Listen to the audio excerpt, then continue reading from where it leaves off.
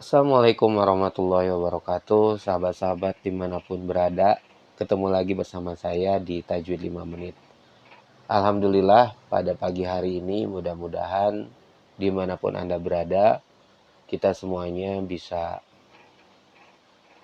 senantiasa dalam keadaan yang sehat walafiat dan dalam iman yang sebaik-baiknya. Video kali ini insya Allah akan membahas tentang beberapa hal. Yang pertama, pentingnya kita mensyukuri keimanan kita. Kedua, tentunya pentingnya kita menjauhi kondisi-kondisi ketika hati kita membatu dan jauh dari zikir kepada Allah. Apa maksud zikir? Nanti insya Allah akan kita bahas. Yang ketiga, saya ingin mengajak teman-teman semuanya memahami tentang seperti apa hati yang takut ketika mendengar ayat-ayat Al-Quran, ketika membaca ayat-ayat Al-Quran. Dan yang terakhir adalah bagaimana supaya kita ini bisa melatih diri kita supaya hidup di dalam petunjuk Allah dan tidak termasuk orang-orang yang tersesat gitu. Karena Allah Subhanahu wa taala ini memberikan petunjuk dengan kehendaknya. Bagaimana caranya supaya kita ini bisa ada di dalam petunjuk dari Allah Subhanahu wa taala. Insya Allah kita akan coba bahas pada video kali ini. Jadi mari kita mulai. Alhamdulillah wassalatu wassalamu ala Rasulillah wa ala alihi wa sahbihi wa mawala. Asyhadu an la ilaha illallah wahdahu la syarikalah wa asyhadu anna Muhammadan abduhu wa rasuluhu la nabiyya ba'da. Amma ba'du, mari kita berdoa kepada Allah. Rabbi shrahli sadri, ya Allah, semoga Engkau membuka, melegakan, melapangkan dadaku. Wa yassirli amri, mempermudah segala urusanku. Yang lagi punya hutang, mudah-mudahan segera dimudahkan urusannya. Yang lagi bingung, permasalahan rumah tangga, permasalahan pendidikan anaknya, mudah-mudahan dimudahkan dalam menyelesaikan segala urusannya. Dan yang punya teman gitu ya, malah sering menyesatkan, malah sering mengajak pada hal yang tidak baik. Mudah-mudahan bisa segera selesai urusannya dan bisa bertemu dengan orang-orang yang baik, guru-guru yang baik gitu. Penting itu masalah teman. Dan yang terakhir, wahlul 'uqdatam min lisani yafqahu qauli. Ya Allah, semoga Engkau memudahkan lidahku ini supaya orang-orang bisa memahami apa yang saya sampaikan, supaya apa yang saya sampaikan ini nyampe kepada hati para penonton dimanapun berada, subscriber dimanapun berada. Mensubscribe channel ini adalah sebuah syariat gitu ya, sebuah jalan aja. Saya membuat video ini hanya sebuah ikhtiar saja. Adapun hasilnya sedikit, banyak, berdampak ataupun tidak, itu semua atas kehendak Allah. Maka salah satu jalannya, mudah-mudahan Allah memudahkan lidah saya ini dalam menyampaikan apa yang benar gitu ya. Karena yang benar itu sesungguhnya hanya datang dari Allah. Jika Allah menghendaki video ini menjadi suatu wasilah kebenaran, suatu perantara kebenaran, tentulah ini bisa menjadi perantara kebenaran. Namun apabila ternyata dalam video ini ada yang salah, apa yang saya sampaikan ada yang tidak baik, mudah-mudahan Allah Subhanahu wa taala mengampuni kita semuanya, khususnya saya. Baik sahabat sekalian, langsung saja karena udah 4 menit juga. Kalau ngajar biasanya saya sampai 1 jam, jadi waktunya agak lapang nih. Orang yang hadir sama saya biasanya 1 jam gitu kita ngaji. Jadi kadang masih punya waktu luang gitu untuk menyampaikan beberapa hal. Memang 1-2 materi yang disampaikan dengan cukup detail gitu ya, dengan contoh-contoh. dalam 1 jam itu biasanya cukup efektif dibandingkan kita nonton video gitu 10, 5 menit, 15 menit, cepat dan banyak kuantitasnya yang bisa kita pahami tetapi kurang meresap gitu. Berbeda kalau misalnya kita 1 jam benar-benar kita mendengarkan ajaran agama Islam, mendengarkan pepatah dari para guru, biasanya dampaknya bisa lebih lama. Wallahu a'lam. Itu berdasarkan pengalaman saya. Tentu saja saya harap panjang pendeknya suatu video juga bisa hanya menjadi wasilah saja. Adapun hasilnya hanyalah dari Allah. Apa yang ingin saya sampaikan ini adalah apa yang bisa saya pahami dari surah Az-Zumar ayat 22. Afaman syarahallahu sadrahu lil islami fahuwa ala nurim mir rabbih fawailul lil qasiyati qulubuhum min dzikrillah ulaika fi dhalalim mubin. Mendengar ayat fi dhalalim mubin, hati kita tentu langsung tersentak gitu. Apalagi nih yang tersesat? Apakah saya tersesat? Seperti pemuda-pemuda tersesat gitu. Ya, saya tidak menyebut itu tersesat, tapi kan menamakan dirinya seperti itu. Pertanyaannya unik-unik ya. Tentu kita tidak mau menjadi manusia-manusia yang tersesat. Kita ingin menjadi seperti yang Allah Ta'ala sampaikan di sini. Pastilah berbeda, meskipun bentuknya pertanyaan, tapi pastilah berbeda antara orang yang mendapatkan, yang dibukakan hatinya untuk mendapatkan cahaya Islam. Afaman syarahallahu sadrahu lil islami fahuwa ala nurim mir rabbi. Orang yang mendapatkan hidayah dari Allah itu untuk beragama Islam, untuk mengamalkan Islam, bukan hanya masuk Islam, tetapi juga benar-benar menjalankan syariat Islam, menyelamatkan orang lain, menjaga lisannya dari menyakiti hati orang lain, senantiasa ridho dengan apa yang ada hari ini, hatinya lapang gitu ya, dibukakan, dilapangkan hatinya. Karena ngerasa nggak kalau misalnya, bahkan kalau menurut saya tidak tahu apakah ini relasi atau tidak, kadang karena kita tahu sedikit saja dari sains, jadi suka sok tahu gitu apakah ini yang dimaksud dalam ayat Al-Quran. Padahal ayat Al-Quran itu sifatnya ya hanya Allah yang tahu, Allahu a'lam. Cuman kita hanya bisa sepertinya iya deh gitu. Dan kita hanya bisa berusaha, bukan kita, mungkin saya gitu ya, karena kan kadang ulama juga menafsirkan menurut ulama ini apa, ulama itu apa gitu, sehingga saya juga kadang saya maksud syarahallahu sadrahu di sini, yang Rabbi syrah li sadri salah satunya itu karena ada fokus di dalam syaraf tubuh kita, itu ada syaraf fokus namanya, yang syaraf ini tuh merupakan syaraf paling panjang dari tulang belakang kita sampai, seingat saya, dari kepala, dari belakang otak ini sampai ke setengah badan kita, bahkan bagian-bagian kecilnya sampai ke bagian bawah gitu. Yang mana salah satunya ya, jika kita bisa menstimulasi si fokus ini, napas kita akan menjadi lebih luas, paru-paru juga akan semakin lebih lega, dan dada kita tuh akan lebih terasa lapang. Ya, termasuk kalau misalnya saya lihat kamar saya misalnya kurang rapi, tapi ya kalau kita menerimanya dengan lapang, oh ya udah, alhamdulillah masih punya kamar, uh, masih punya tempat tinggal gitu, meskipun kecil, meskipun ada coretan, meskipun ada rayap misalnya, tapi ya tetap kita bersyukur. Dan dengan bersyukur seperti itu, setidaknya benar kan, dada kita jadi lebih lapang. Meskipun hari ini cuma dapat uang, cuma punya uang untuk bisa makan hari ini, tapi ketika kita bisa lebih lapang pikirannya, lebih tenang gitu.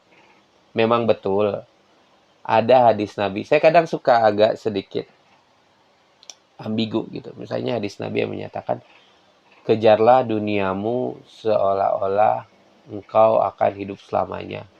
Begitu kan? Yang saya tahu ya. Mungkin saya harus verifikasi juga. Sebelum saya verifikasi.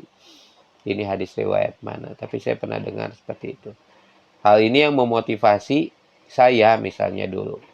Sering, bagaimana supaya uang ini sebanyak-banyaknya gitu. Punya dana darurat, punya investasi sebanyak-banyaknya. Untuk mengamalkan hadis ini. Gitu. Tapi jangan lupa bahwa Rasul juga memerintahkan kita untuk ridho dengan apa yang ada. Jadi Islam itu ya tetap kita memakai logika untuk bisa menabung misalnya boleh, punya uang boleh, tapi tetap ridho kalau misalnya nggak bisa gitu ya. Misalnya saya nih, saya pengen gitu ya punya dana darurat misalnya kalau lihat beberapa teori ilmuwan 3 kali gaji gitu ya. Terus investasi berapa banyak gitu. Misalnya investasi untuk masa tua berdasarkan gaya hidup. Misalnya saya target kebebasan finansial itu usia 60 tahun. Biasanya kan gitu ya financial advisor. Silahkan di komen nih para financial advisor. Misalnya saya target usia pensiun 50 tahun. Nanti gaya saya untuk gaya hidup saya setelah 50 tahun seperti apa? Misalnya saya gaya hidup saya 20 juta setiap bulan misalnya gitu. Otomatis dana saya ketika usia 50 tahun itu harus cukup minimal untuk memenuhi gaya hidup saya dari umur 50 tahun sampai misalnya usia meninggal saya berapa. Estimasi misalnya sekian puluh tahun. Nah, sekian puluh tahun itu tuh harus ada dadanya sebelum usia 50 tahun. Atau bahkan ada yang lebih pelit. Kalau saya jadinya nyebut pelit ya. Karena menurut saya ini karena pendapat subjektif, tapi mungkin beberapa orang lebih realistis gitu. Dananya itu ya menjadikan dana produktif yang mana hasilnya itu bisa terus mencukupi gaya hidup kita. Jadi misalnya dana saham itu kan sekitar rata-rata 10% lah. Rata-rata kalau misalnya kita bikin portofolio di mana ada reksadana, ada saham, ada obligasi, gitu. Rata-rata pertumbuhannya 10% ketinggian, biasanya antara 7 sampai 8%. Nah, kita harus memiliki aset, misalnya gaya hidup kita dari 8%, gaya hidup kita misalnya 20 juta. Nah, untuk menghasilkan 20 juta dari 8% itu kita harus punya aset berapa? Misalnya harus punya aset otomatis, saya 10% aja, dengan gaya hidup 20 juta per bulan, otomatis kita harus punya aset sekitar 20 miliar, betul tidak? Atau 2 miliar. Nah, kita tuh ketika umur 30 tahun begini, sampai umur 50 tahun ngumpul-ngumpul aja gitu, sampai punya 20 miliar misalnya. Itu kan yang saya jalani berasa, apalagi sebagai orang yang memiliki penghasilan untuk mendapat 20 miliar itu perlu waktu lebih dari 20 tahun gitu. Itu menjadi so stressful gitu ya. Nyari kanan kiri gitu ya. Udah kerja, Sabtu minggunya coba nyari tambahan gitu. Beda hal kalau misalnya saya penghasilannya punya miliaran. Tapi ketika saya memiliki kemampuan sekian, misalnya kemampuan hanya 10 juta gitu, sementara pengeluaran setiap bulan juga perlu misalnya 8 juta atau 9 juta, sehingga saya hanya bisa nyisain uang 1 juta. Itu kan untuk ngumpulin 20 miliar kapan kali gitu. Sehingga kita jadi pusing, merasa gagal. Nah, untuk menghindari seperti itu, Islam menyediakan alternatif buat kita, yaitu dengan ridho dengan apa yang ada. Ya udah gitu. Ridho ini juga segini rezeki kita dari Allah. Tidak perlu pikirannya jauh-jauh. Udah ridho aja cukup. Alhamdulillah kita dari lahir juga nggak punya apa-apa sehingga sekarang bisa berpenghasilan. Nah, kondisi-kondisi melapangkan dada seperti inilah tentu berbeda dengan orang-orang yang di bagian ayat selanjutnya Allah sebut fawailun, celaka, celaka kamu. Bukan kita, bukan manusia yang bilang wailun ya. Misalnya ada bilang celaka kamu, ayo lo gitu ya. Bukan manusia, tapi Allah langsung celaka kamu. Lil qasiyati qulubuhum min dzikrillah. Buat orang-orang yang hatinya tuh keras, membatu. Karena mereka batu karena gak mau ingat sama Allah. Kalau saya ingat diri saya gitu ya, ketika lagi keadaan membatu gitu, ketika merasa sombong, merasa bahwa ya udah deh, misalnya naudzubillah gitu, misalnya ada bilang dalam hati kayak Allah tuh udah benar-benar termasuk misalnya ini tuh tergantung ikhtiar saya gitu ya. Saya kalau mau menghasilkan saya dari materi tentang semangat gitu ya. Misalnya saya dalam mengatur sumber daya manusia gitu. Oh, berarti harus saya metodologi ini gitu ya supaya manusia ini bisa ngikutin gitu. Atau ketika saya mengatur bisnis, oh berarti uh, uh, uh, manajemen usaha saya, manajemen bisnis saya harus seperti ini. Ketika saya benar-benar mempelajari manajemen sumber daya manusia, manajemen bisnis, tetapi tanpa mengaitkan itu dengan Allah gitu. Otomatis pikiran saya jadi pusing, stres gitu. Tapi ada kok para pengusaha-pengusaha sukses gitu ya. Tanpa harus ada sisi spiritual seperti itu. Ada kok orang-orang yang begitu rajin mengejar apa yang mereka inginkan dengan benar-benar fokus saja pada ikhtiarnya. Kadang sholat juga nggak dijalanin gitu ya. Ada nggak? Ada. Berarti gimana itu? Tapi apakah mereka sama? Tanyakan aja. Apakah mereka sama dengan orang-orang Islam yang benar-benar Islam dan benar-benar sukses gitu? Pasti beda. Allah sudah bilang di sini, nanya sama kita. Bahkan di sini nanya bukan statement apakah sama, buktiin aja sendiri gitu. Lihat aja, observasi aja. Orang yang menjalankan perusahaannya, misalnya kita dalam skup pengusaha gitu ya. Maka orang yang pengusaha yang Islam dengan pengusaha yang hanya tok ngejar dunia tanpa mengejar agama, tanpa memperhatikan sisi spiritualitas, tentang kejujuran, tentang penerimaan, tentang tawakal, tentang syariat, sama enggak kedamaiannya, kelapangan dadanya, hasilnya, kebarokahannya, dampaknya. Perhatiin aja. Karyawan. Saya ada karyawan, rekan kerja saya Habib, tapi jadi engineer. Saya ngobservasi aja gitu. Ada juga teman saya yang sama-sama karyawan, tapi kurang baik gitu ya ibadahnya. Rajin banget kerjanya, tapi yang sepengetahuan saya nauzubillah ya, mengejudge ya. Pasti ada baiknya juga. Tapi pasti beda.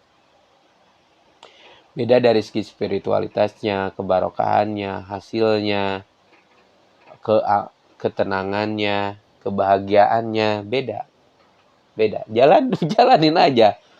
Ya, silahkan tentukan atau observasi aja lah. Kalau mau jalanin terlalu beresiko dan ya janganlah. Saya jadinya nanti malah ngajarin yang nggak benar. Ya intinya kita juga pasti meyakini orang-orang yang mendapat petunjuk dari Allah. Kan di sini Allah menyebutkan Sarahallahu sadrahu. Allah yang membukakan dadanya. Jadi memang Allah yang kalau misalnya ada manusia soleh, Allah yang ngarahin. Kita juga misalnya ada baiknya, itu Allah yang ngarahin. Jangan sombong, jangan ngerasa, wah gue soleh banget nih gitu. Ternyata gue bisa nih soleh. Jangan lupa itu tuh dari Allah petunjuknya. Ternyata saya jadi manusia bisa bertanggung jawab ya gitu. Jangan muji diri sendiri dengan melupakan Allah. Berterima kasih boleh kepada manusia, kepada diri sendiri. Makasih ya diri sendiri. Saya Anwar, makasih ya War, udah mau bikin video lagi, udah lama ini gitu ya. Tapi jangan lupa bahwa ini tuh petunjuk dari Allah. Saya datang ke sini, baca Quran, buka kitab, mengingat-ingat lagi nasihat para guru, menyalakan lagi headset, earphone gitu ya. Ini semuanya petunjuk dari Allah. Allahu a'lam bishawab. Itu satu ayat saja yang kita bahas hari ini. Alhamdulillahirabbil alamin. Pagi ini di sini di Bekasi, suasana masih pagi. Ada pastinya banyak hari Minggu kegiatan. Ada yang lagi mau jalan dengan keluarga. Anak saya juga udah mau siap-siap pawai. Hari ini ada kenaikan kelas. Dan juga mungkin teman-teman semuanya ada yang mau ngajak anaknya berenang gitu ya. Saya suka seneng juga lihat orang tua yang ngajak orang tuanya, ngajak orang tua, ngajak anaknya buat buat berenang, buat bermain ke taman. Masya Allah. Ya, silahkan beraktivitas buat para orang tua, buat yang masih single mungkin mau olahraga pagi, seger tuh sepedahan gitu ya, atau bisa juga eh, berenang gitu ya, lari pagi. Semoga hari ini menyenangkan dan terima kasih sudah menonton video ini. Semoga bermanfaat. Jika ada kebaikan, sekali lagi itu hanya dari Allah Subhanahu wa taala. Alhamdulillah. Mohon maaf jika ada salah-salah kata. Silakan untuk di-komen, di-subscribe, dan apabila video ini bermanfaat. Walaupun minkum, assalamualaikum warahmatullahi wabarakatuh.